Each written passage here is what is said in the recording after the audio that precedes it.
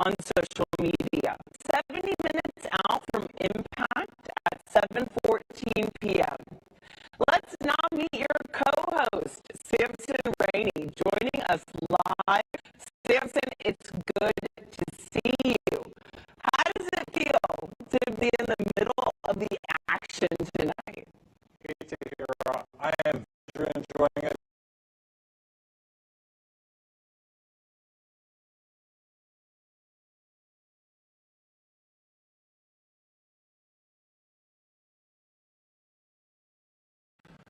Because let me tell you, since launch, these engineers and scientists have been eating, sleeping, and breathing this mission.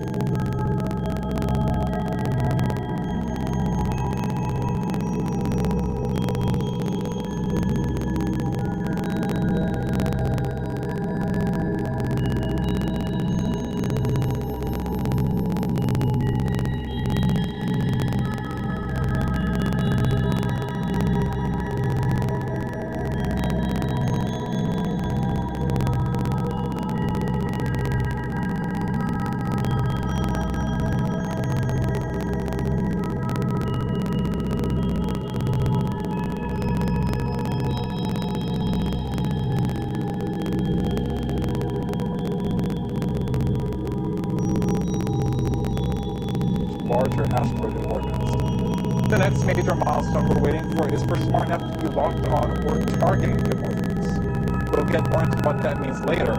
Lots more to come as we draw closer to impact. Back to you, Tahira. All right. Thank you, Samson. It feels good to know that we are detecting DIMORPHOS. Now, before we get any closer to impact, let's get to know our spacecraft and its mission. After a beautiful launch from Vandenberg Space Force Base on November 24, 2021, DART has traveled over 400 million miles. And now, in just over an hour, we'll witness the spacecraft collide with asteroid DIMORPHOS in an attempt to change its orbit forever. The DART spacecraft is about the size of a vending machine and uses hydrazine thrusters for propulsion and roll-out solar arrays for power. It's traveling at about 14,000 miles per hour and will complete the last 4 miles of its journey in just 1 second. DART is on a collision course with asteroid DIMORPHOS, which is about the height of the Washington Monument and, more importantly, poses no threat to Earth. DIMORPHOS sits within a double asteroid system and is the smaller moonlet asteroid orbiting its larger companion Didymos. DART has just one instrument on board, and that's a Draco camera, which is feeding images to its autonomous navigation system, steering it straight into the asteroid. Now, teams from around the world have worked hard to get us to this moment. Samson is standing by with NASA's head of science and Johns Hopkins APL's head of space exploration. Let's check in to hear more about the journey. Thanks, Tahira. To help give us some insight into what it takes to imagine, much less attempt, a mission this ambitious, I have with me Thomas Zurbuchen, Associate Administrator for NASA's Science Mission Directorate, and Bobby Braun, Space Exploration Sector Head at Johns Hopkins APL. Gentlemen, thanks so much for being here. Thank you. Thomas, I'll start with you. The mission, this team has been through an intense journey, years in the making, and they're now on the cusp of doing the seemingly impossible, impacting a tiny asteroid 7 million miles away from Earth with a spacecraft traveling 14,000 miles per hour.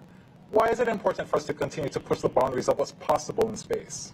You know, what I always think is the world is made out of a box. Those are things we know, we can use, and a large space of things that are unknown. In that large space are solutions for problems of the future. There's new research, new understanding of nature, and we at NASA, we're all about moving that boundary back, moving it back to make more things useful for us, like DART, but also understanding nature in a new fashion. It's incredible, Thomas. Well, based on what we know tonight heading into this main event, you know, what are you thinking about our chances of impact? Wow, I'm betting on the team. Betting on the team is always the right thing to do when it comes to NASA missions, whether it's this one or other teams we've had. The thing you just announced, you know, that kind of seeing that little bump there in the image of that new kind of celestial body we knew was there, but now we've have it on the camera. It's just a step in that direction. I'm very optimistic. That's awesome. What the team has planned for months, years ago is coming to fruition, and we're watching it live. Absolutely, just exciting. Awesome. Thank you, Thomas. Bobby, you've been through so many white-knuckle experiences with space missions, most recently with the landing of the Mars Perseverance rover just last year. What is the mindset of the team coming to such a major moment in their career with the stakes being so high? Well, teams like this prepare for the worst, but celebrate the best. And I think we're going to have one of those best nights tonight. There are, of course, many things that could go wrong in spaceflight, but so far this team's been on top of every possible.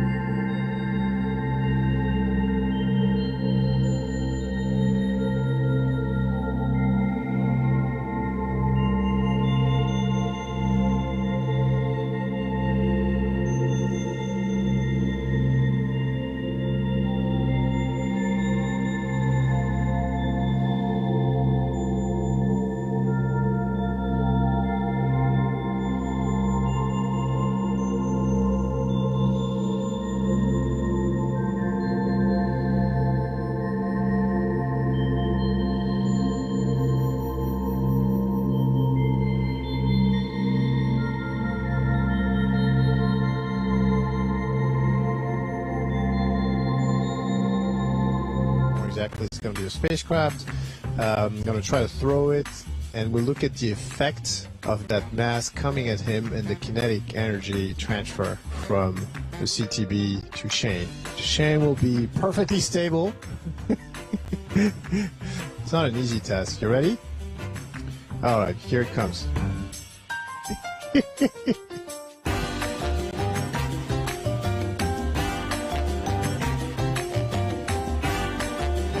I've redirected Shane successfully. Pretty good.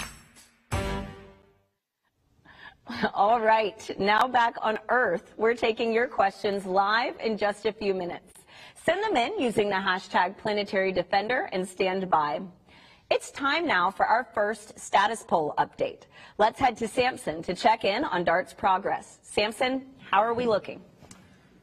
Hey, Tahira. We are entering the 60-minute mark until impact, and as you noted, the team is about to conduct a poll, which is essentially a status update to check that key systems are in working order. We're talking Draco image quality, smart nav, guidance and navigation, ground systems performance, everything that's anything to do with getting us to impact. All right, I think the poll is about to get underway. Let's start to listen in.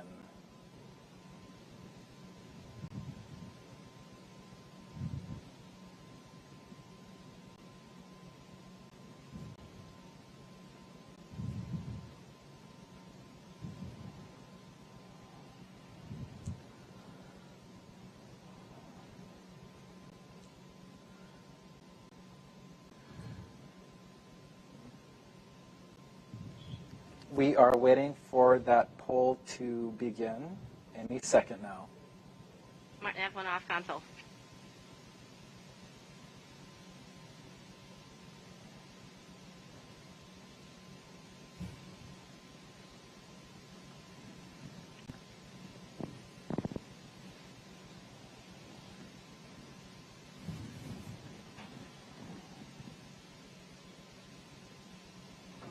Waiting on that first poll of the evening. There will be two polls, one at 60 minutes, which is now, and one at 30 minutes.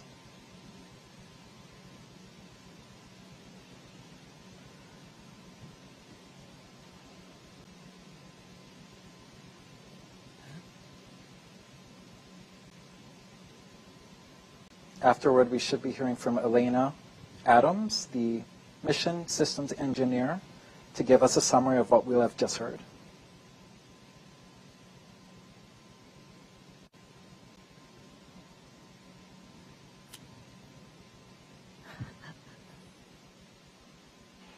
All right, folks, we're an hour prior to impact. Woohoo!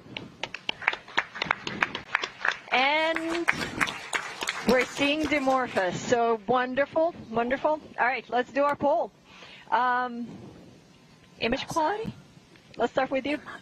Images are looking great. Dimorphos is coming in at about the same relative dimness as Didymos, so very consistent brightness between the two. And it's a stable track. That's awesome.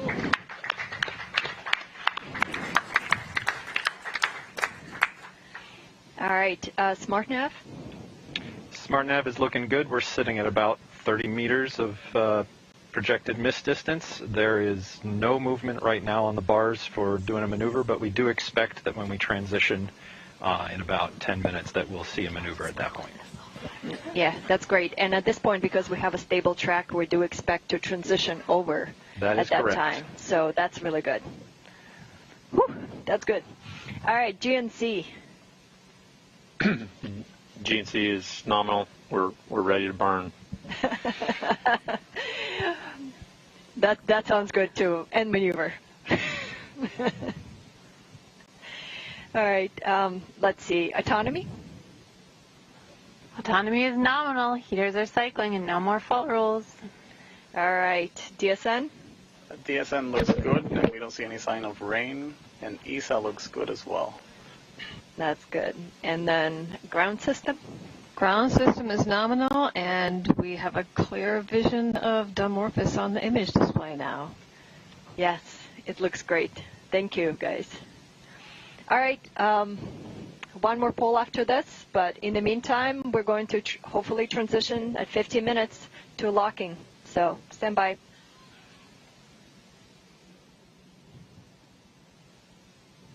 All right, we're going to hear from Lena ourselves to give us a update. This is Lena.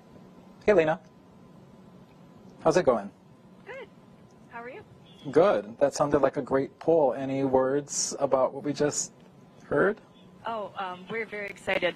We are starting to see Dimorphos for the first time. It is looking great. It is just about the same dimness as Didymos as we expected.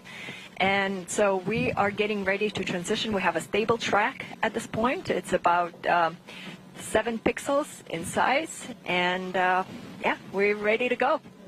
It's great news, Lena. Thanks so much. I'll let you get back to it. Thank you. Wow, that's a great update. Joining me in reacting to that bit of news is Angela Stickle, planetary geologist and a DART investigation team lead. Angela, you just heard the poll, you just heard Lena. Things seem like they're going really well. What are you feeling? What are you thinking? Oh, I'm so excited. This is fantastic. We can see Dimorphos and we're on our way. Gosh, basically we just gotta keep humming along, right? Right. It's awesome. Heading in. Gosh, well, let's quickly talk about the next major milestone that's ahead of us, locking on target with Dimorphos, which could happen as early as 10 or so minutes from now. Right now, SmartNav is still targeting Didymos, right? But locking onto Dimorphos means, all right, Dimorphos, you are bright, you are consistently bright enough, I'm ready to start targeting you. Can you dive into what that means a little bit more? Yeah, exactly. So SmartNav is looking for bright parts of the image, and so as Dimorphos gets closer and it's brighter and bigger, SmartNav will just target onto it as opposed to Didymos, and we'll be on our way to impact. That is awesome. Thank you, Angela. That's very cool stuff. Good luck with the rest of the evening. Thank you. Great. And while we wait, we want to invite you to celebrate the life of an important member of our DART team. Pulling off extraordinary events requires extraordinary people, and Ray Harvey was just that. A leader, an engineer, a friend. Ray devoted his life to making the impossible possible. Tonight, we pay tribute to DART's former mission operations manager. Ray Harvey was our mission operations manager for DART, but I've known Ray since I've been at the lab, which is about 14 years. As a young engineer, having people like Ray was actually extremely important because you could go ask Ray a question. He would tell you a joke, but he would also give you an answer, so you didn't feel awkward asking questions. You would just feel good coming out with more knowledge, but also you had fun in the process. I've known Ray probably since I started working here almost 25 years ago, and he was always like a good mentor and a sounding board for anything we were doing. I think everybody learned something from Ray. His leadership skills, how to treat people, how to work as a team. Ray was a pretty amazing person. Even though he was fighting this terrible disease, he made it a point to be involved in all the rehearsals and all the activities going on DART. He led the mission operations team to the last few days of his life. He was really hoping to make it to the end of this mission. He meant so much to this team and to getting us to this point. It represents so many years of hard work of him and also the team, but him leading that team. And so the DART spacecraft is a tribute to Ray. We are hoping that this experience kind of goes out to Ray and to his family. We will really miss him, and we already miss him.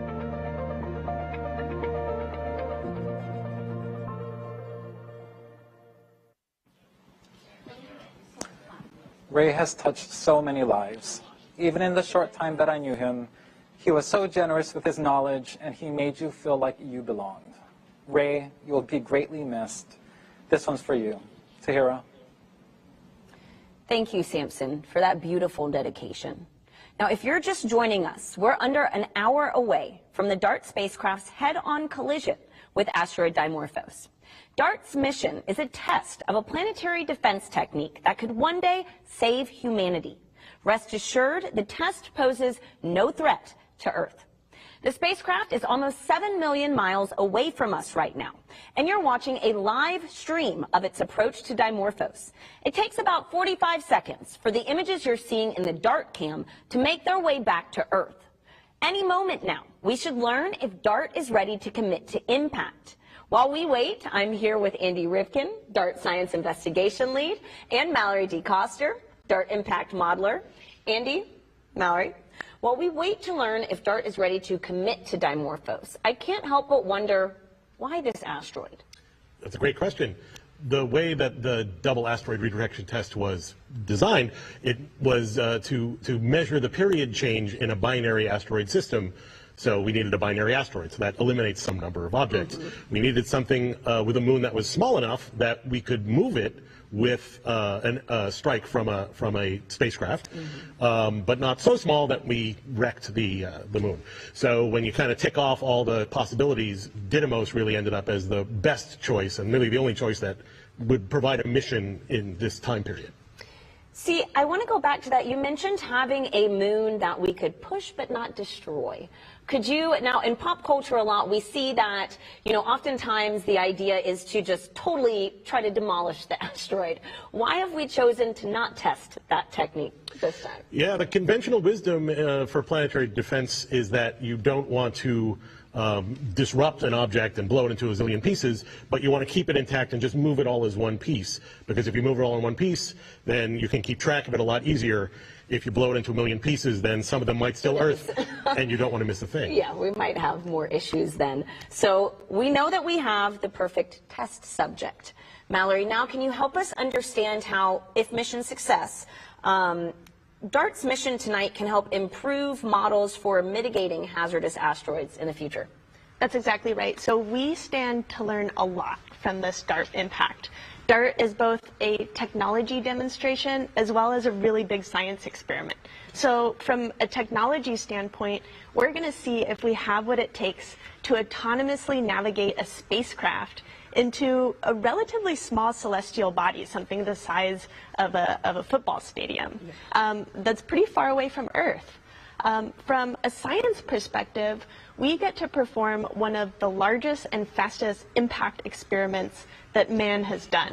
Something that could never be accomplished in a laboratory here on Earth.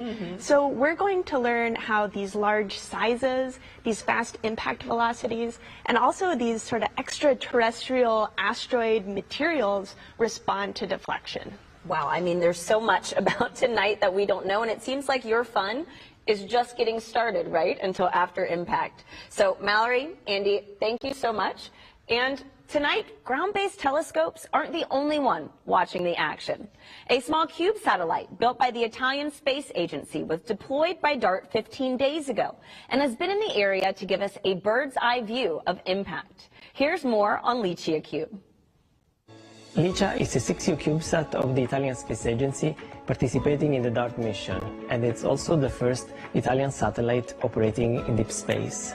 Licia Cube mission objectives is to support DART in the documentation of the impact effects, in particular in terms of the ejecta of materials that will be released from the asteroid surface after the impact, and also imaging the non-visible side of the asteroid during its flyby.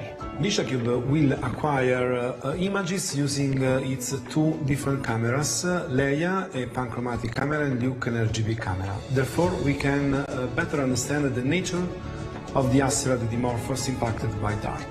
By means of our Scientific Operations Center in SSTC ASI, we will distribute and process the images in order to make them available to the entire team.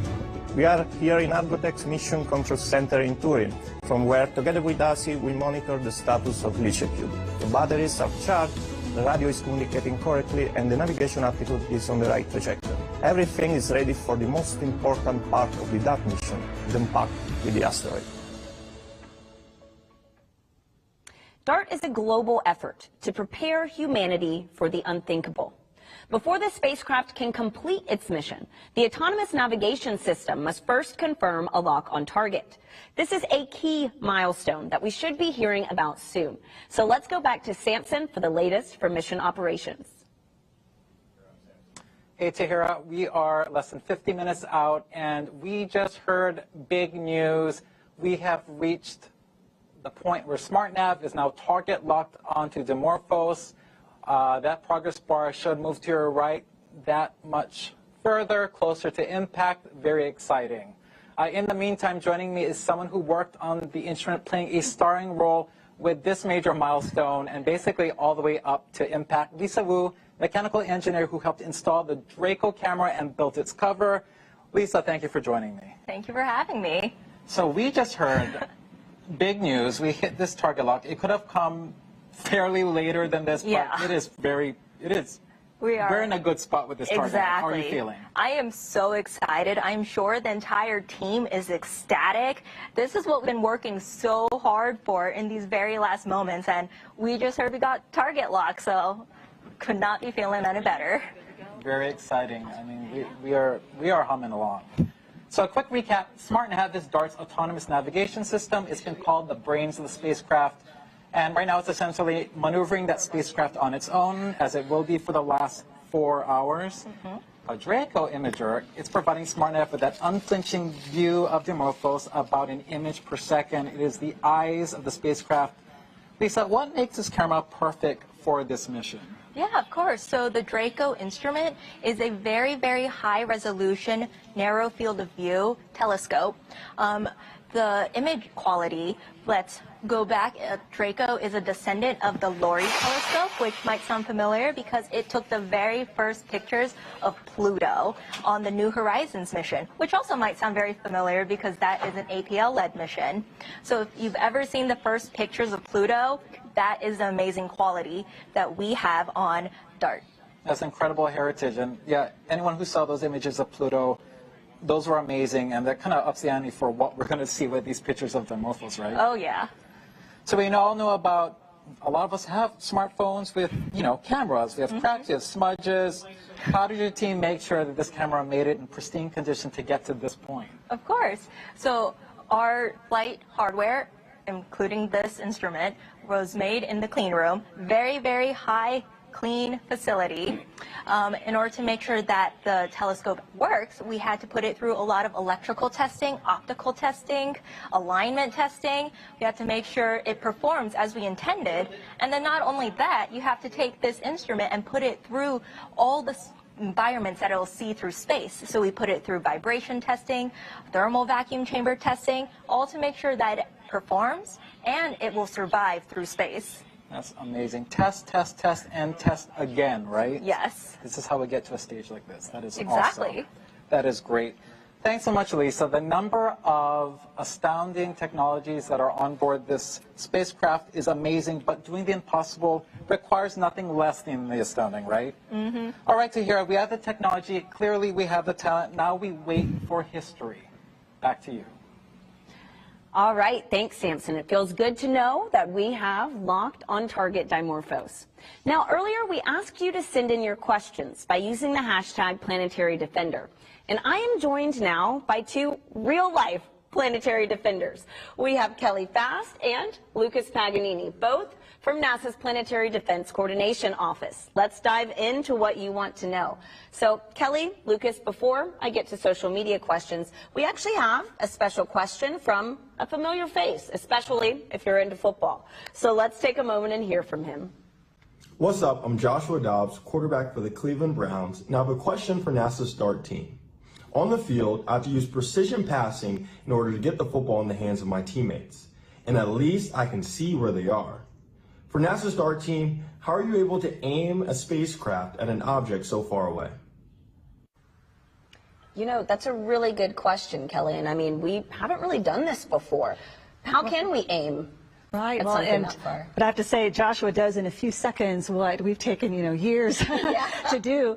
Just as he has to throw it where he knows that the player will be, throw his football where the player will be, DART needs to end up where Didymos and Dimorphos will be. And so that was learned from astronomy, looking at through telescopes, calculating the orbit, and then the people who launched DART to its destination navigated there. So there's just a lot more calculations involved, which Joshua does in his head. Yeah. And then there's this autonomous navigation. It would be like he had a football that could navigate itself. Yeah. And so we have that to lean on that he doesn't. And so that's what helps get to that destination. All right, nice. I mean, it's very impressive. And so we have another question from Jonathan on Facebook, who wants to know, how can a small satellite like DART be able to impact something as big and heavy as an asteroid and actually move it? Right. And it's all about momentum, right? We have this tiny asteroid of about 160 meters, the size of a football field. And then you have this spacecraft, which is about 500 kilograms. So it's all about momentum, right? You have this massive asteroid and this tiny spacecraft. And how do you move it? It's all about mass and velocity.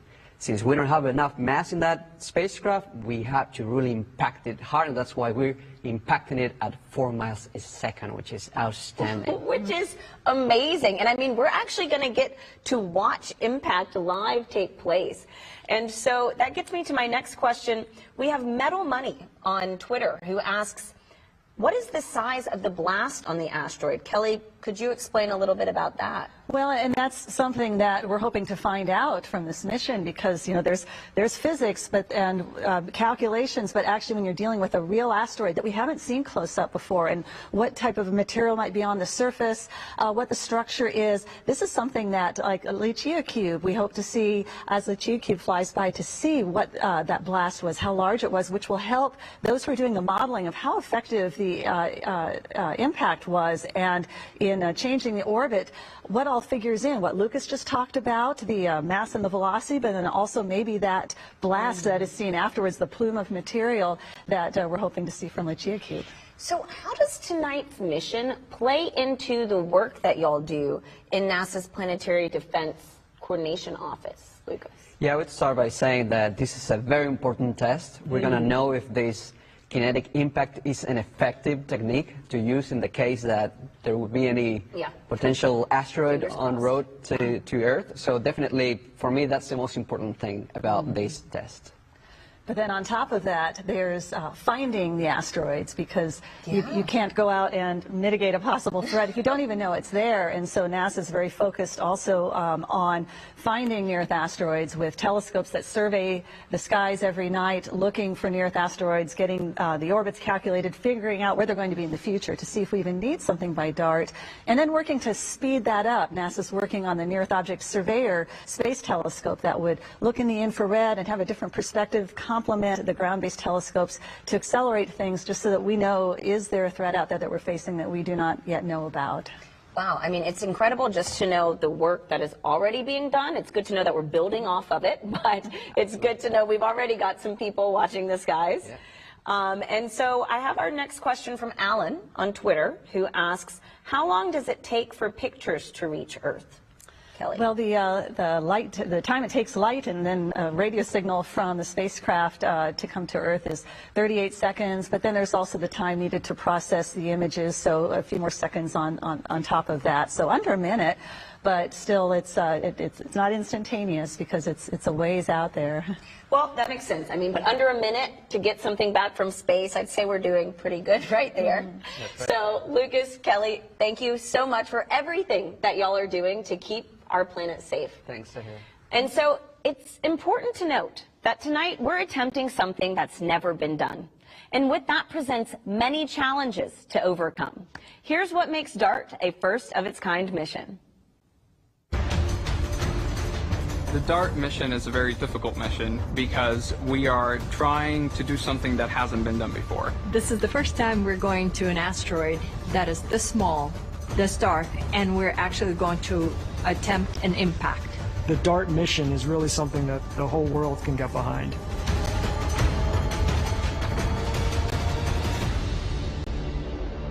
We're doing this mission to prove that we can deflect an asteroid if we find one that is on an impact course for Earth. We are trying to hit an asteroid 163 meters wide, which is about the size of the Washington Monument, while flying at 6 kilometers per second, which is like going from New York to DC in about a minute. There is no chance that this asteroid could ever hit Earth. It's a very small asteroid. It's only about the size of a small football stadium, and it's almost 7 million miles away from the Earth. That's 28 times the distance between the Earth and the Moon. There's kind of a limit on how much mass you can launch into space. You know, rockets are only so big. So our spacecraft is only the size of a golf cart. Draco is the primary instrument on the DART spacecraft. It is the camera that is going to be imaging the Didymos system as we approach. When we first see the asteroid through Draco, it's just going to look like a pixel. There's a star tracker on board that takes images of the stars and compares them to a known catalog to determine which way it's pointing in space. It poses the biggest risk because very, very small errors in this measurement can spell the difference between success and failure. And those measurements are going to be fed into the SmartNav algorithm that's going to be making the autonomous course correction commands that will put us on an intercept course. There is a very small probability that we don't hit the asteroid. Even if we do everything right, our sensors work well, our spacecraft is doing well, we are looking, we're finding the asteroid, even then, we might still miss. We're trying to teach a computer how to recognize an object we've never seen before. And the way it does that is by taking pictures of the asteroid and then interpreting where it is in space and guiding itself to it. The spacecraft is controlling itself. SmartNav is guiding the spacecraft. And we have very limited ability to respond in that time. So it has to do it all by itself. And at about 2.5 minutes out, we cease all maneuvering and we coast until we hit the asteroid. It is going very, very fast towards the asteroid, traveling at 6 kilometers per second. 200 times faster than a car on the freeway. So when we hit, all of that mass, all of that momentum pushes the asteroid. Even giving it a small nudge will allow it to change its course. But if we did see an asteroid on track for Earth, this would be enough of a deflection. It's like a bittersweet moment. Yeah, all this hard work just got destroyed, but that was exactly why we put it all together. Of all the endeavors that we do for space and in space, this is probably one of the ones that one day will be the most important thing that we've ever done. In the future, I hope that DART can teach us what ways work and what ways don't work for planetary defense. Because it is humankind's first demonstration that we have gained the knowledge and the technology to be able to protect the Earth from an asteroid impact.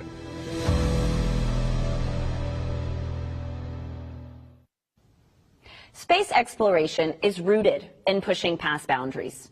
Remember, tonight is a test, and we hope to make impact. Now that you've learned of the challenges today's test, let's head back to mission operations and get a status update on DART's real-time progress. Samson, how are we looking? Hey, Tahira, we have 30 minutes to go until impact. As we heard earlier, so far so good. SmartNav is now targeting Dimorphos, thrusters are firing, maneuvering the spacecraft. Draco, DART's eye, playing paparazzi with Dimorphos, providing SmartNav with about an image per second. And this is a good time to remind you that what we're seeing on the Draco feed is delayed by about 45 seconds on account of signal delay and image processing. And coming up, we're about to see the team conduct a final poll, one last scheduled confab to make sure that all systems are go. And as we head to that, I have someone with me who knows a thing or two about ensuring spacecraft readiness and integrity. Betsy Congdon, DART's mechanical systems engineer. Betsy, thank you so much for joining me. Thank you. So you led the team that literally put DART together, is that right, Betsy? Yeah, so my job is to make sure the engineers and the technicians all physically put all these boxes that you've been hearing, bolts and all onto a spacecraft altogether. I gotta ask, with a mission so ambitious, how many hours, how many years, how many people? Do you have any idea at this point? Oh man, so I mean, DART has been thought about for a long time, but really started in earnest about 5 years ago. We started building up the spacecraft, and in that assembly that I was talking about 2.5 years ago. And so it's been hundreds of hours, to make something like this possible. People with all sorts of talents. You've seen a lot of them today. That's incredible.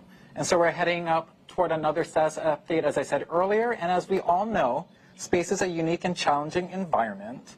When you're assembling DART, what were the key boxes you were checking off of that very long quality assurance list to get the spacecraft to where it is right now and hopefully till impact? So space is very hard, and so what we do is each individual component, Lisa was talking about this earlier, goes through its own individual testing, and then we put the whole spacecraft together, and we will check out the electrical systems, making sure all the boxes are working and talking to each other. We put it into a vacuum chamber, make sure it's going to work in space, put it through all the different temperatures it's going to see, and then put it on a shaker table and actually mimic launch, and so it actually goes through all of that as a full spacecraft as well as individual components. So we go through a lot of testing, mission operations, mission simulations to get to this point. That's incredible. I mean, I don't know if you included, you mentioned so much, Ray. Is that also accounting for the temperature fluctuations in space? That's another key part. Yeah, so we have chambers here at APL that are specially built to take these spacecraft, put them into the vacuum of space, and run them through the temperature spaces that we're going to actually see. It's incredible. How many times do you check? Is it like one test and we're done, or are you sometimes testing and testing? Lots and lots of testing, and that's what makes it, so perfect. We're seeing these great images coming in because of all that testing and all of that work. So, you don't do anything once. You're doing it many times because once it's in space, there's not a lot of ways to fix it. Right. Well, do you ever, think about that one panel, that one component that gave you a little bit of heartburn in the clean room, and you're up at night thinking, I think that thing is going to hold true up until the end? Everything is looking really good. I will say, we had a lot of new technologies, which were really exciting. The Rosa solar arrays had never been integrated onto a spacecraft before, and so that was like a challenge, but one the team was up for, and now it's all ready and working perfectly. All these new technology demonstrations, it only adds to the complexity of this mission and to, testing things, I wouldn't say even more so, but it's just as critical. With new technology, everything has to be so to make sure it comes. Yeah, all of this new technology just requires extra testing, but that just gains confidence. You're seeing the team working through that, working through all these mission sims. So that's really what makes it exciting. You don't want to just do the same thing over and over. This is what makes APL a special place. We build these special spacecraft that, have never been done before. Last quick question for you. It's got to be a little bittersweet that a spacecraft you poured heart And Sol Into is about to careen into an asteroid. How are you feeling about that? I'm feeling great about it. You know, it was designed to careen into the asteroid. It's meeting its destiny. So it's really exciting to see, and I can't wait for impact. Well, it is serving a purpose. I guess that's why it's easier to let it go. Exactly, very much so. That is awesome. Well, I think we are about to get into that final poll in the mock very shortly. So we're going to hear that final 30-minute poll, and then we're going to hear from Lena Adams again, DART's Mission Systems Engineer, to give us that summary of what we just heard, how she's feeling, how they're feeling in there. Very exciting stuff. This will be the final poll of the evening.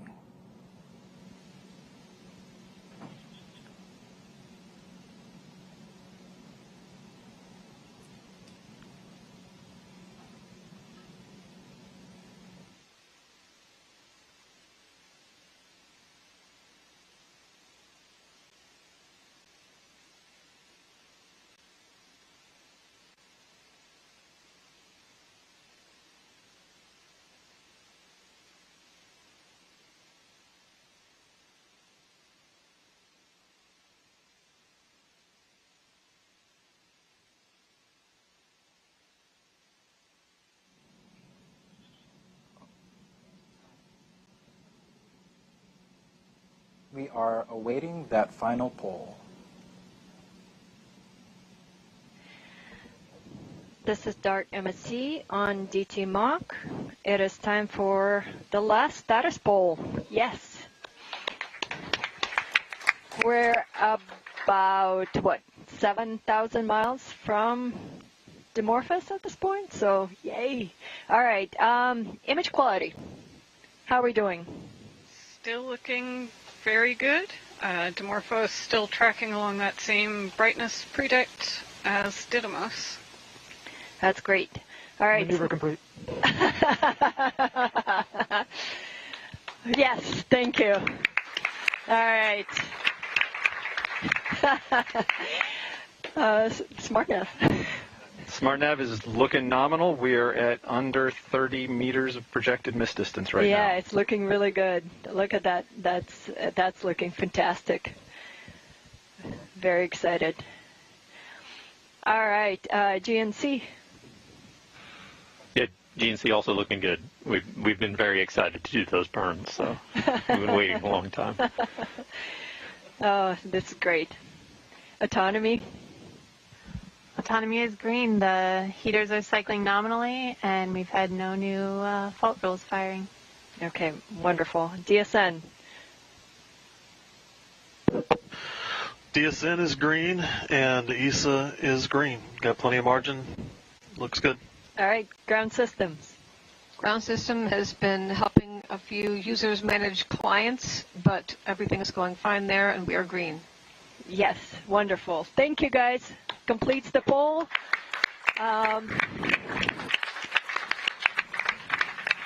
Last one. All right, so Didymos is looking like itself. We'll see what Dimorphos is looking like soon.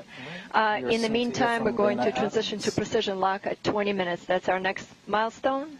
So thanks all.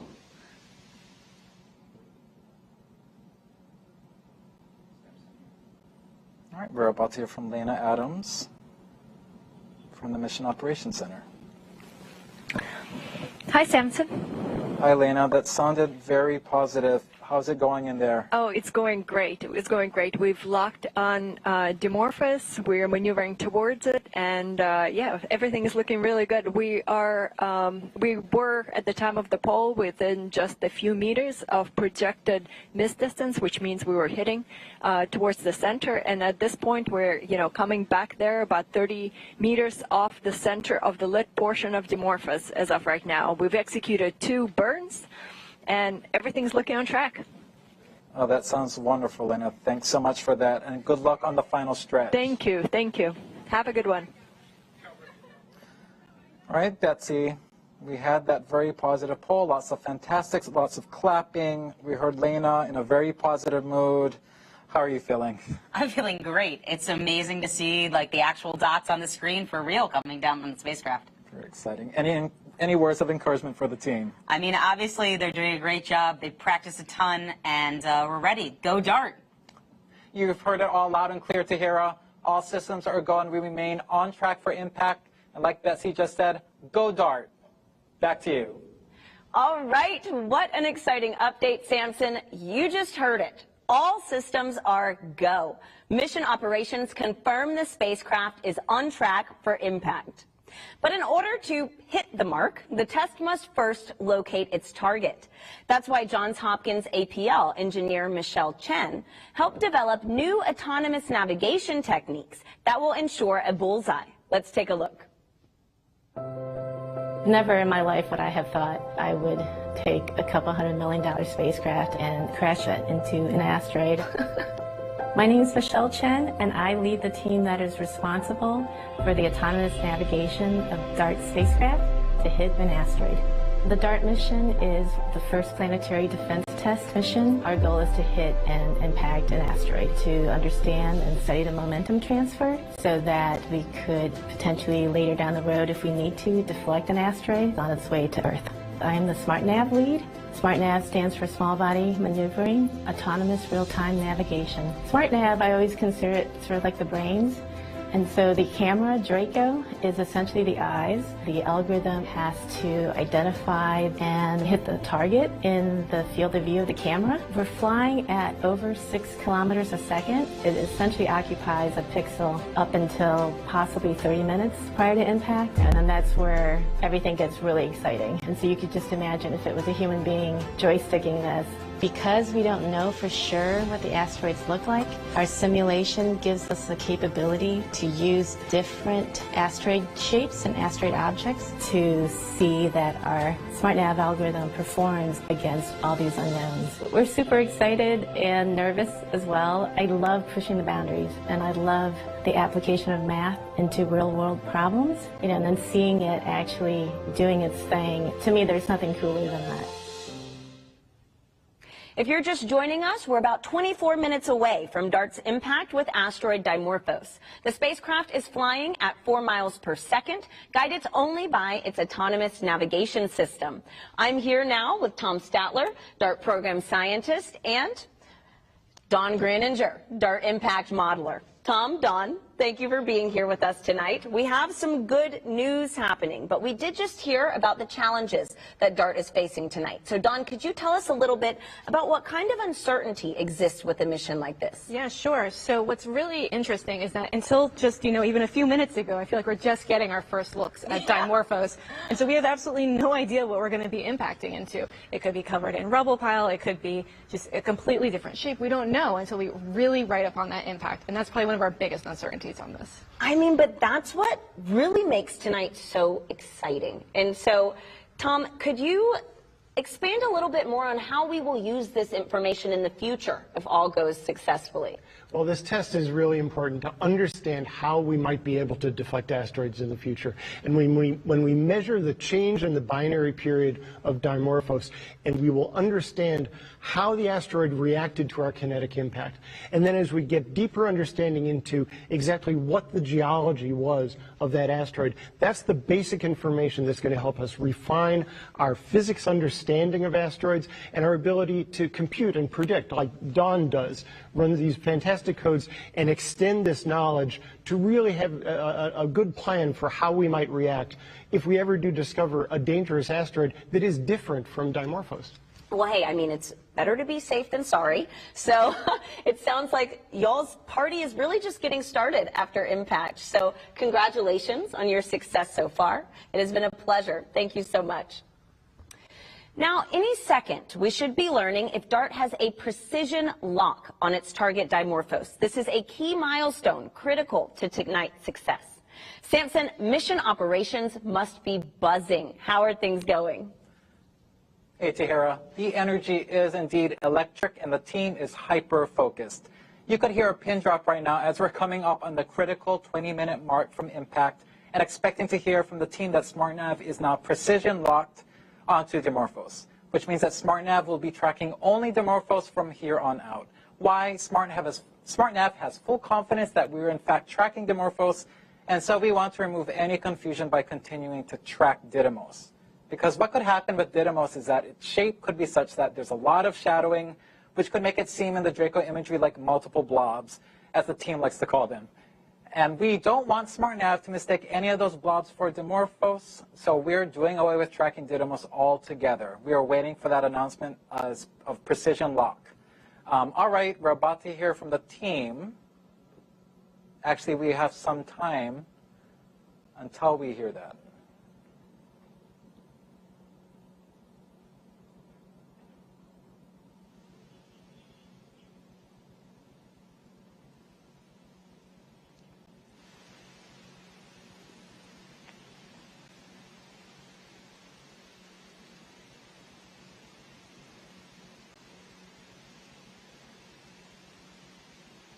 And now let's listen in for that confirmation of precision lock.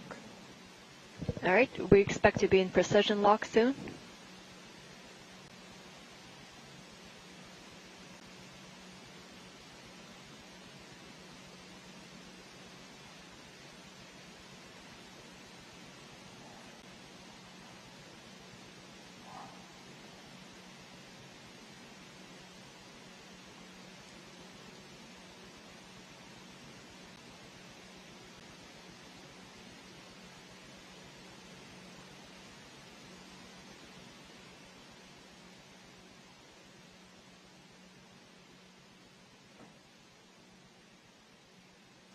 We are waiting for confirmation of precision lock.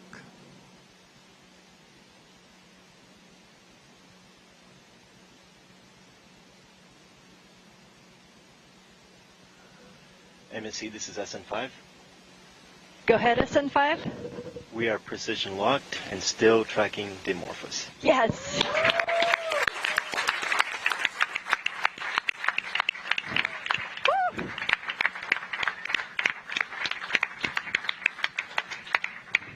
We are soon going to hear again from Elena Adams. This is great.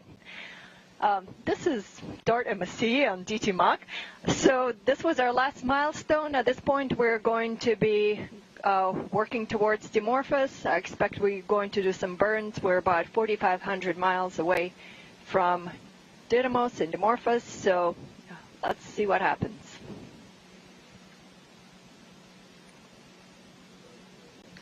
Ground Star 41, C2. Right, joining me now to react to that bit of good news is Lindley Johnson, NASA's Planetary Defense Officer. Lindley, you heard Lena, we are now precision locked, a lot of applause, things are looking good.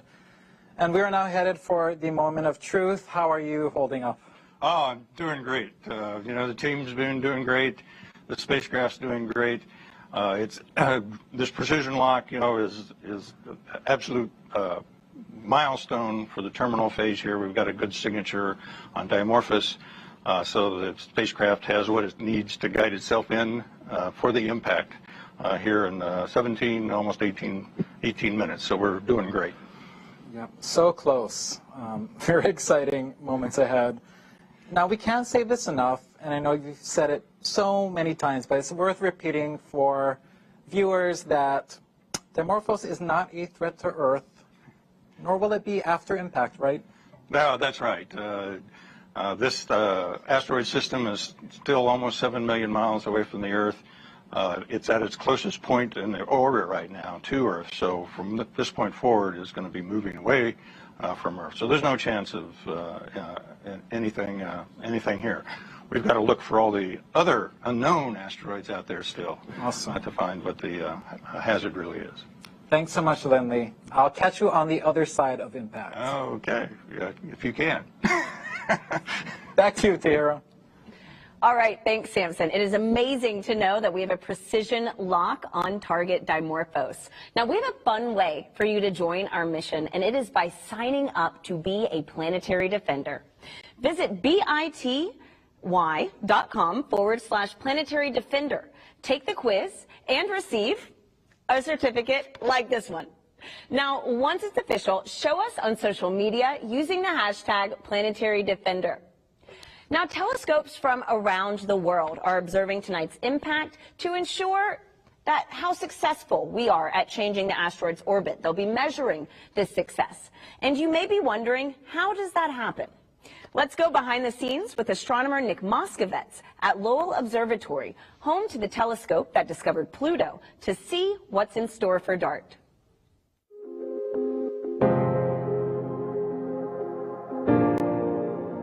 This is Lowell Observatory. Lowell is one of many observatories around the world that will be observing the DART impact, NASA's first ever planetary defense test mission, to see how much a spacecraft impact can deflect an asteroid in its orbit. This is where Pluto was discovered, and we are still doing research in all areas of astronomy today. So let's go check it out.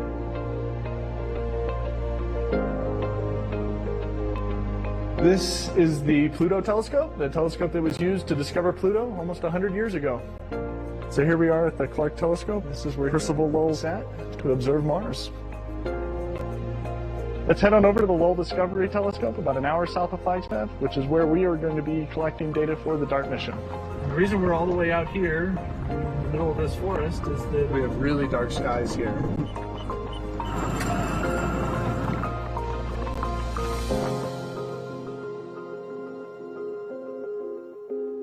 And this is the Lowell Discovery Telescope. This is what a 4.3 meter telescope looks like. This is what we will be using to study Didymos and Dimorphos in the days and weeks after DART impact. The DART spacecraft will be hitting an asteroid called Dimorphos. It's special because it's a binary asteroid, which means a satellite around a larger asteroid called Didymos. And DART will actually be hitting Dimorphos. And what we will be measuring is how much DART changes the orbit of Dimorphos around Didymos. So this is an important test for planetary defense mitigation strategies, in case we ever have to do this for real. The Lowell Discovery Telescope is one of many telescopes around the world which will be used to study Didymos and Dimorphos. It's really a global coordinated effort. And what we're looking at here is a large 4.3 meter primary mirror that's in the middle of the telescope tube here. Up at the top is a secondary mirror. The secondary mirror up top there is what is focusing the light down onto the instruments and allows us to take images with the camera that's located down at the bottom. This is maybe one of my favorite hidden rooms at the telescope. We're like standing inside the telescope, underneath the telescope, 100 tons above your head, held up by this and this, which is cool. It's sort of, as you can see, the highest peak around here, just over 8,000 feet. I come up here for sunset, because you know, the sun's setting right there. It's perfect. For DART, we're going to be collecting images of the night sky. And typically an observer would be here in front of one of these consoles controlling the instrument and taking images like these as they're coming in off the telescope. DART is really a sort of before and after experiment. We need to understand the system before the spacecraft intentionally impacts, and then we have to understand what the outcome of that impact event is. As we watch from the Earth, Dimorphos will pass in front of Didymos and behind Didymos. What we will be doing with those images is measuring the brightness of Didymos in those images and looking at how that brightness changes. And those dips in brightness allow us to measure when these eclipses happen and measure the orbit period of Dimorphos. And so you have essentially a fixed star field here. All the white dots are stars of different brightness, and moving through this field is Didymos and Dimorphos, which again, we can't distinguish them as discrete points of light, but we have that small object moving through the field of view. So after impact, we will then be able to go back and start observing intensely, looking for those mutual events, those eclipse events of Dimorphos passing in front of and behind Didymos. And on each one of these frames, we're measuring the brightness to assess whether or not it's undergoing one of these events where Dimorphos is passing in front of or behind, and using those to determine the orbit period of Dimorphos around Didymos. This is such a cool experiment. It's such a singular experiment. Using the ground-based telescopes like this one and others around the world to watch the system and see how it's affected by this impact event, because that's really what's going to give us the answer to what did DART do at the time of impact. And that will be exciting to see how that evolves over the days and weeks following that impact. All right. After a 10-month 470 million mile journey, DART is just minutes away from making history. A truly global effort, this mission has brought together people from around the world, united under one goal: to find a way to protect humanity from a hazardous asteroid if one were ever discovered. Now, usually NASA spacecraft are intended to operate for many years or even decades, but not DART. DART was built to be destroyed. DART is a mission of firsts, proving that a spacecraft can autonomously seek, find and approach a target in space that's so far away, we don't even know what it looks like. It also marks the first time humanity will have moved a planetary body in the universe. I said that correctly. Now, at this point, the spacecraft is controlling itself, making small maneuvers to ensure it's lined up with its target. DART is speeding through space and will cover the last 4 miles of its journey in just 1 second. Coming up, we'll hear the final updates from mission operators and witness the big moment live from space. Samson, you have the best seat in the house. How are we looking? You're right, Tahira. Front row tickets to the biggest event in town, and things are looking good. We are T-minus 10 minutes to impact, and DART is precision locked onto Dimorphos and zooming down the home stretch. Now, we have a lot to cover in the time we have left, and I'm thrilled to have with me Lori Glaze, Director of NASA's Planetary Science Division, with me for the ride. Lori, such a pleasure to have you. Oh my gosh, I am so excited to be here and really happy that we are here in this final 10 minutes. We are almost there. Well, you were just in the thick of it with the team up until a few minutes ago. What is the atmosphere like in there? I can only imagine. It's great. I mean, they're excited. Every time there's a marker that we meet a milestone, everyone is cheering and very excited. But there's also almost a sense of a calm confidence that with every milestone, everything's going, as planned. We're found and we locked on the target as planned, pretty much at the right time. They're looking at the brightness and the reflectivity of the object, and it's more or less what they expected. Everything is performing as expected, and so there's a lot of cheering and happiness, but just kind of a sense, hey, we've been planning for this a long time, and we've got it. We've got this. We've been planning for this. We can hear applause left and right throughout this evening, all good signs. What are they focused on at this critical juncture, Lori? It is basically years of planning, 10 months of making sure we get to this point after launch, and they've been juggling a lot. Is there anything in particular that they are glued on as we enter this moment of truth? Yeah, so the main thing they've been watching is getting to that point where we could do the precision lock, where we had good enough signal coming back and enough confidence in where we are relative to Dimorphos that we could really do that precision lock onto the target. And it's hands off now, right? We're not, the spacecraft is going to drive itself, and really focused on that, that point where they could be precision locked. And they're also thinking about looking at and reassessing continuously what's the probability of miss, right? As you get closer and closer, that probability should get smaller and smaller, and it is. It looks really, really good right now. Well, it sounds like the game of thinking, of wondering, really doesn't end until that last second comes to pass. So they can do a lot of great up until this point. We just have to see this through to these last few minutes. Well, and in a few minutes, speaking of that, all the years of thinking, of doing, planning, reacting is finally coming to an end.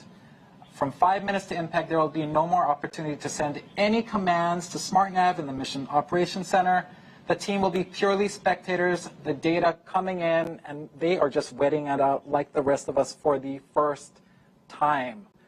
Lori, this is huge both from an operational perspective and also an emotional one, isn't it?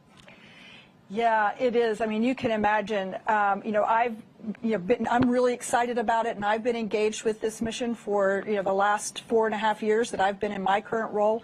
But this team has been working so hard on this for so many years, and they've put so much of their energy and their time into this, and so much planning and rehearsing, and it's a really big event for them to, like you say, just counting down and watching. At this point, there's not much else they can do but watch and see the fruits of all their work.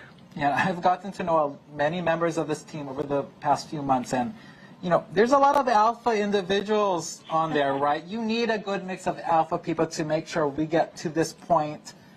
I can only imagine what they're feeling. Perhaps, like you said, a little bit of relief, a little bit of, can I let this go? I have worked for this moment so long, and now we can no longer do anything. That moment is just coming up. Yeah, but I think they're ready. I think they're they're at that point. You know, you're getting some shots of Elena Adams, the systems engineer, and you can see the excitement in her voice. She's so ready to show the success of this mission. This is awesome. 5 minutes out, which we're coming up on now. The team will be hands off 2.5 minutes from impact. SmartNav, which has been guiding the spacecraft autonomously for 4 hours, will also step away, stop any maneuvers. DART will simply be coasting to its fate. This is blockbuster stuff, Lori. Oh, yeah. Oh, yeah. We are there. Yeah. I have front row tickets, and we are very soon about to open up these airwaves in the Mission Operations Center. We'll stay plugged in all the way through impact. Remember, at this point, 5 minutes out, no more commands to SmartNav will be possible. The team is watching it just like you and me and the rest of us.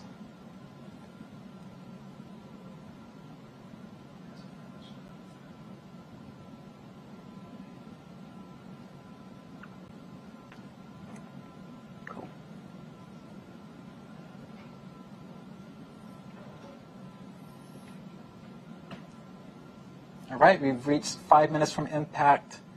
The final command opportunity to SmartNav has passed, and the team is simply watching that data stream in just like we are. Also remember, there is a 38-second lag for the data to travel to Earth, and also an additional few more seconds for image processing. It's important to note that.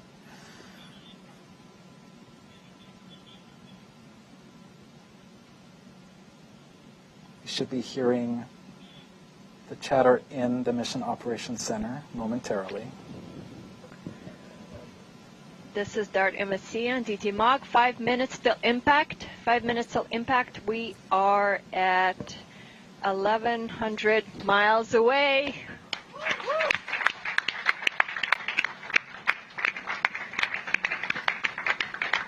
Also, our window for sending any commands to the spacecraft is done. Contingency's done.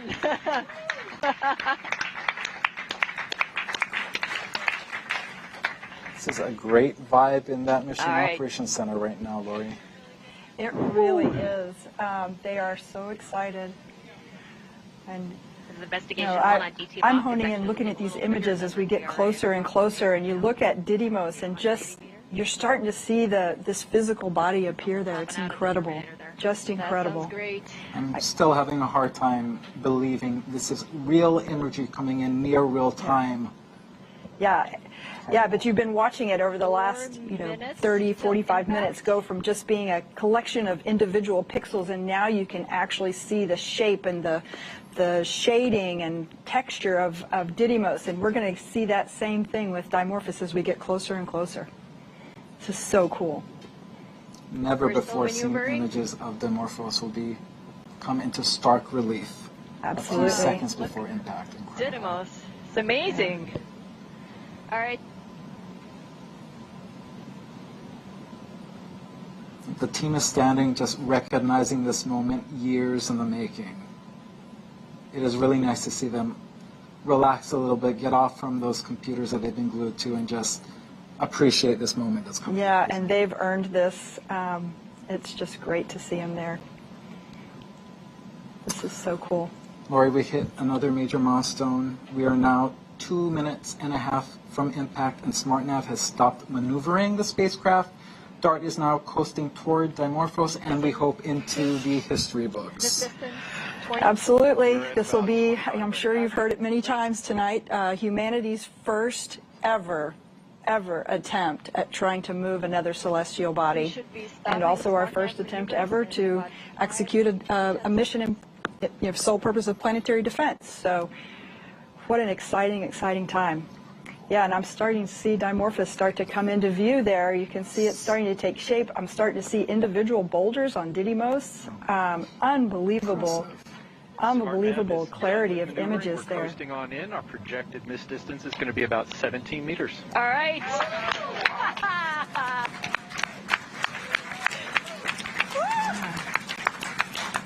All eyes on this event. Space telescopes, ground telescopes from every continent on Earth. Yeah. Yeah. All right. 2 minutes out. Does not look like one single rock to me. Oh, boy, we're getting close. 14,000 miles per hour, Lori. 14,000 miles per hour. And remember,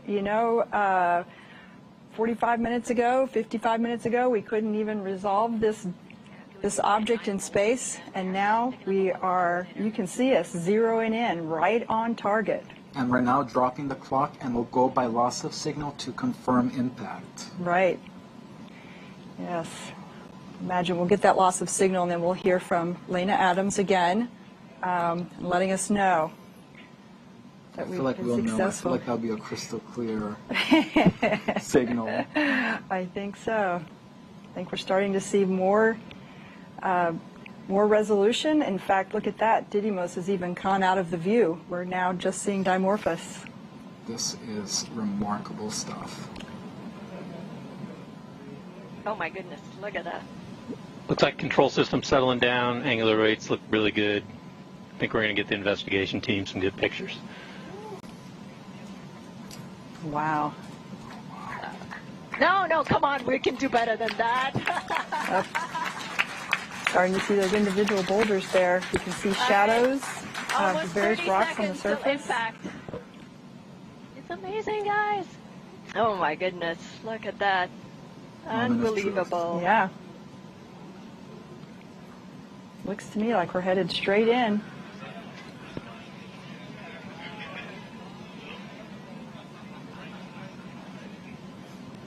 Oh my gosh. Woo. Oh wow. Yeah.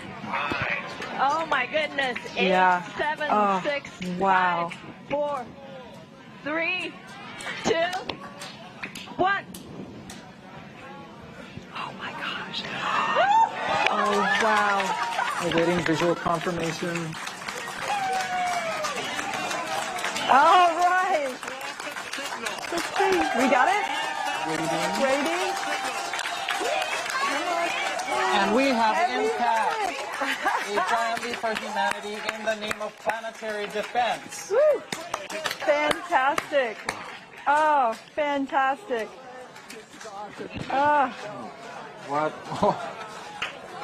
What a moment. Very few words can really capture this moment. This is beautiful to watch.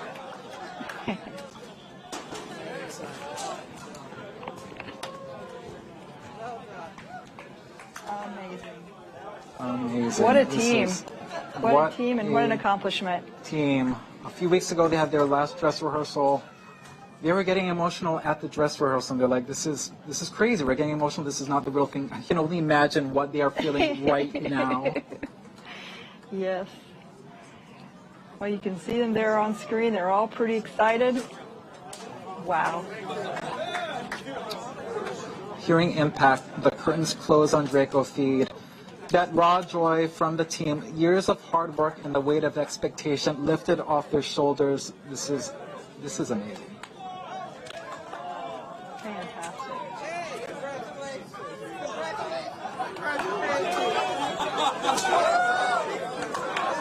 This is beautiful. And Lori, really, this is a huge moment for the mission. Lots more work needs to happen in the days, weeks, Absolutely. Now, as I always say, it's one of my favorite missions. Now is when the science starts. It just starts now. Now that we've impacted, now we're going to see for real how effective we were. We're going to train all of those ground-based telescopes on the Didymos Dimorphos system, and we're going to make measurements that will help us determine just what its orbit looks like now relative to what it was before. So it's going to be great. Very cool. All right, this is when science, engineering, and a great purpose, planetary defense, come together, and it makes a magical moment like this. Yeah, really. Absolutely. And you can see so many people there that have made this happen. The team of APL engineers that have really poured their souls into this mission. Lori, any last words to mark this historic moment? Oh, we're embarking on a new era of humankind, an era in which we potentially have the capability to protect ourselves from something like a dangerous, hazardous asteroid impact. What an amazing thing. We've never had that capability before. Thank you so much, Lori. Those are poignant last words. Tahira? History has been made. Back to you. Wow, I mean, what an exciting day for the DART team. And in case you're keeping score, humanity 1, asteroids 0.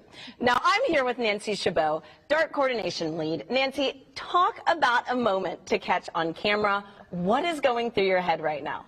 I mean, I'm just thinking, wow, that was amazing, wasn't it? I mean, those images, you just got closer and closer, and sort of we've been planning for this moment. We've been talking about it for years. At APL here, we've been working on this since 2015, and I knew, I've been talking, these are the images that we're going to see, and they're going to be spectacular. And I think even then they exceeded my expectations of just zooming in like that, and, you know, it really is just such the team accomplishment, and to get to this moment over so many years. And I don't have to talk about it as coming anymore. It's happened now. We have done this. It's happened, and it is just incredible that as humans, like, we have done this. We did this. And Nancy, do you have anything you'd like to say to the teams who made tonight possible? Oh, I mean, I don't need to say anything to the teams because I know everybody like me is really proud to be part of this, right? Proud of this thing that we've been working on for years, you know, and even before 2015, internationally, people wanted to do this. People wanted to take this first test. And then we finally did. Partners across the United States. We have actually 28 countries represented on our investigation team of scientists, telescopes on all 7 continents, everybody doing their part to make this moment happen. I know I'm really honored to be on this team, and I know other people on the team feel the same way. As you should, Nancy, and I mean, there's a lot to celebrate here tonight. And so now that we have confirmed impact, can you let us know what's next for this mission?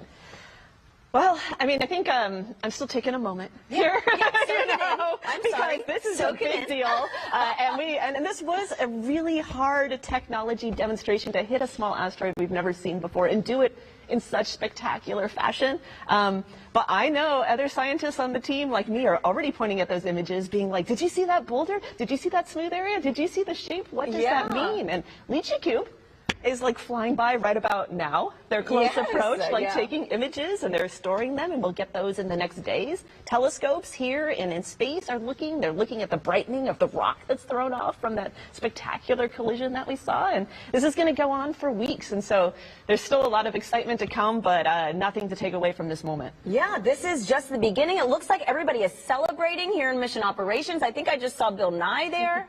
And so it is a huge day for this team, but also for humanity. You know, Nancy, you mentioned earlier about some of the international collaborations. And could you give us an idea on kind of the scope of DART's mission, right? It's not just us in the United States that's focusing on this. So can you expand a little on that? Yeah, I mean, planetary defense is really an international issue. We are all on this planet together, right? I mean, and I think it's been so great for this mission to really support and embrace that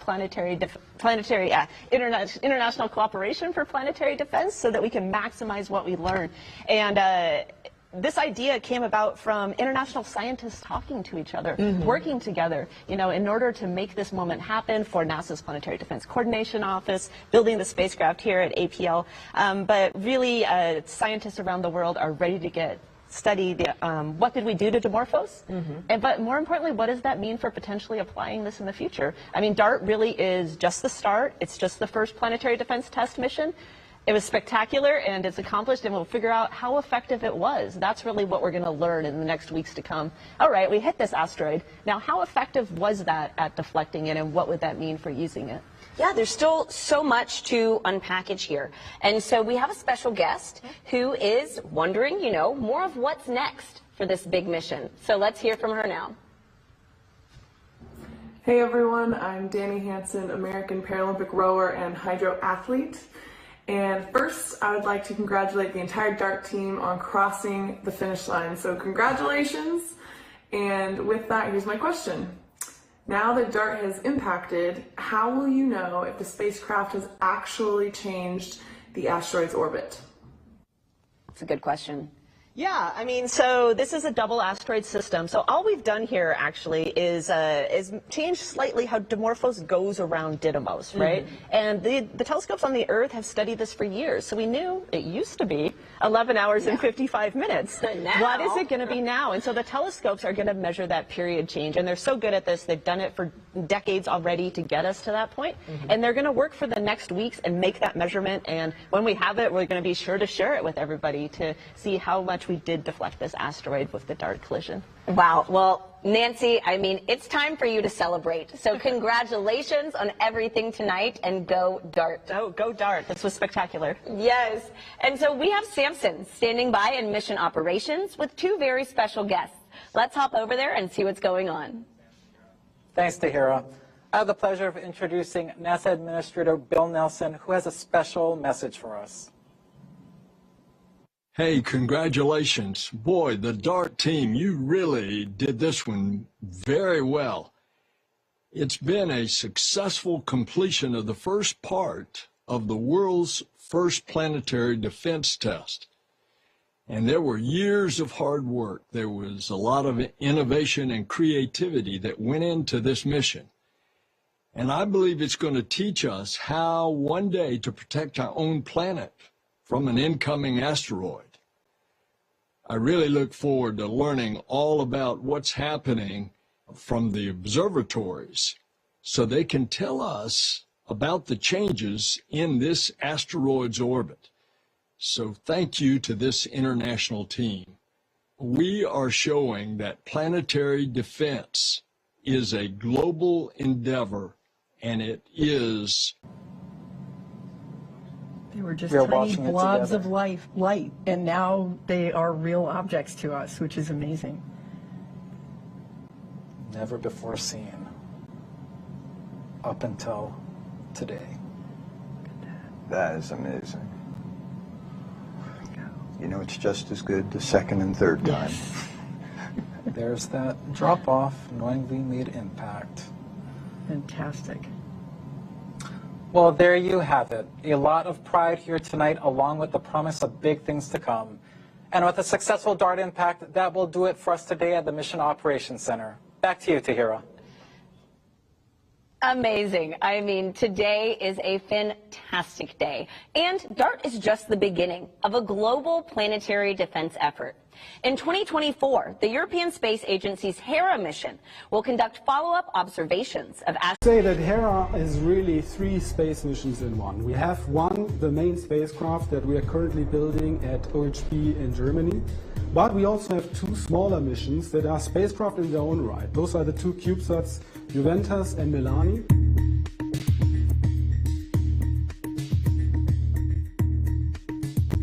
The CubeSat I'm working on is Milani, which will perform spectral measurements and dust detection following the DART impact. My name is Margherita Cardi from Tevac International in Italy.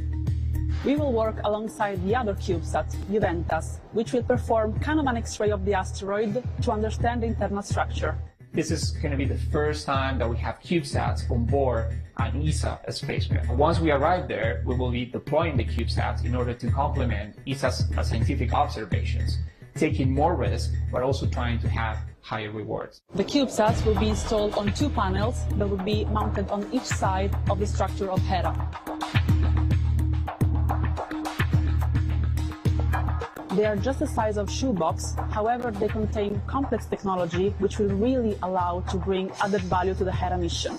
Hera and DART represent a fantastic international collaboration between NASA and ESA. The 2 missions complement each other and will validate an asteroid deflection technique that we could use in the future to protect planet Earth.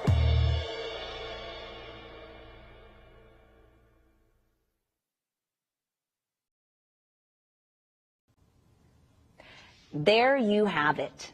Tonight, we've ushered in a new era in planetary defense. At 7:14 p.m. Eastern, the DART spacecraft targeted and collided with Dimorphos, showcasing a technique that we could use if a hazardous asteroid is ever on a collision course with Earth. Even though impact is over, the process of moving the asteroid is still going on as we speak. Over the next days and weeks, we'll be monitoring Dimorphos from all angles, tracking its change in orbit with ground-based observatories, studying the impact crater and ejected materials with space telescopes, and we may even get images from missions like Lucy, Hubble, and Webb. Now, don't miss a beat. For mission updates, follow Asteroid Watch on Twitter, NASA's Solar System on Twitter and Facebook.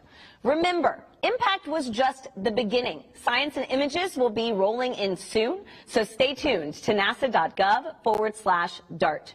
We'll be back at 8 p.m. with members of the team to capture reactions and celebrate this historic event. So join us soon on nasa.gov/live. And for more updates on Artemis and rollback operations happening tonight at the Kennedy Space Center, head to nasa.gov/Artemis-1. Thank you for watching NASA's coverage of DART Impact from Johns Hopkins Applied Physics Laboratory in Maryland. We want to give a special thanks to all of our guests for participating in today's broadcast, and a big shout out to my co-host Samson Rainey for keeping us keyed into the action. Go DART, and good night.